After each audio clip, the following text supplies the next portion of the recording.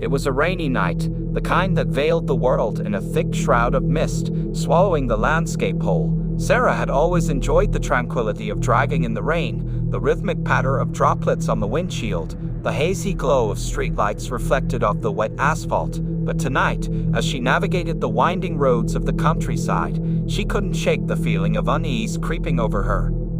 The radio crackled with static, the signal weak and intermittent.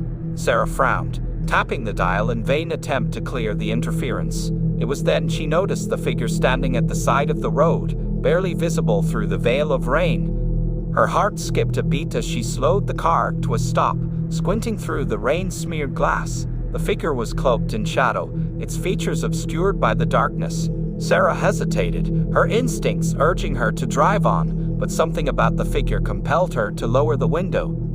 "Are you okay?" she called out, her voice barely audible over the storm. The figure didn't respond, merely standing there, unmoving. Sarah's unease deepened, a chill creeping down her spine. She glanced nervously at the deserted road stretching out behind her, then back at the figure. "Can I give you a lift somewhere?" she offered, her voice trembling slightly. Still, there was no response. The figure remained motionless, a silent sentinel in the night. With a shiver, Sarah rolled up the window and pressed down on the accelerator, eager to leave the strange encounter behind. But as she drove on, the feeling of unease lingered, gnawing at her like a persistent itch. The road seemed to stretch on endlessly, the darkness pressing in from all sides. Sarah couldn't shake the feeling that she was being watched, that unseen eyes followed her every move.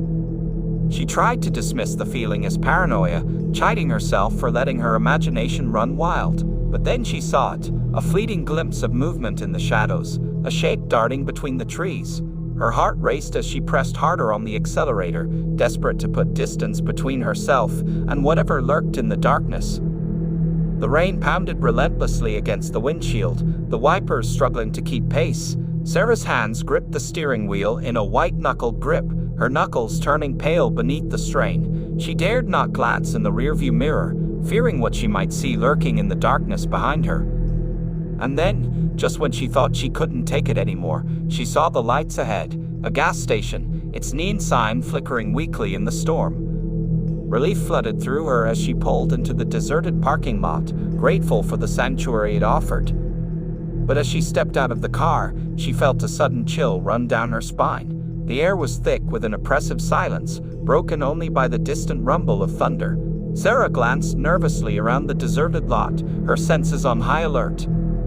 That's when she saw him, the figure from the side of the road, standing in the shadows at the edge of the lot. Her breath caught in her throat as she stared at him, his eyes gleaming in the dim light. There was something unearthly about him, something that sent a shiver down her spine. With a trembling hand, Sarah reached for her phone, her fingers fumbling with the buttons as she dialed 911. But as she raised the phone to her ear, she heard a voice behind her, soft and sinister.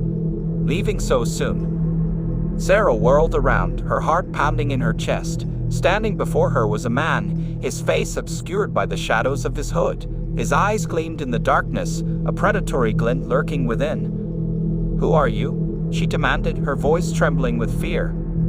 The man didn't answer, merely advancing towards her with slow, deliberate steps. Sarah stumbled backwards, her mind racing with fear and confusion. She glanced desperately around the deserted lot, searching for some means of escape. And then she saw it, a flicker of movement in the darkness, a shape lurking just beyond the edge of the lot. It was him, the figure from the side of the road, his eyes fixed on her with an intensity that sent a chill down her spine. With a cry of terror, Sarah turned and fled, her footsteps echoing through the empty lot. She darted between the rows of parked cars, her heart racing as she searched for some means of escape. But no matter where she turned, the darkness seemed to close in around her, trapping her in its suffocating embrace.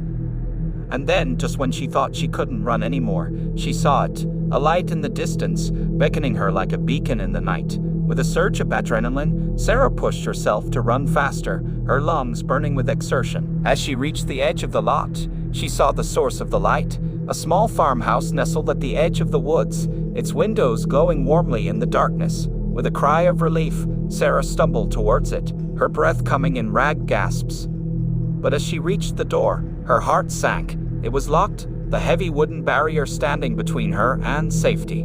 Desperation clawed at her chest as she pounded on the door, her cries lost in the howl of the wind. And then, just when she thought all hope was lost, she heard a voice from behind her. "Need a hand?" Sarah whirled around, her eyes widening in shock. Standing before her was a man, his face obscured by the shadows of his hood, but there was something familiar about him, something that sent a jolt of recognition through her veins. "You," she breathed, her voice barely a whisper. The man nodded, his eyes gleaming in the darkness. "Me," he confirmed, a twisted smile playing at the corners of his lips. With a surge of fear, Sarah turned and fled into the night, her footsteps echoing through the darkness. She didn't know where she was going, only that she had to escape, had to get away from the man who haunted her every step. And as she ran, she felt a presence at her back, a shadow lurking just beyond the edge of her vision.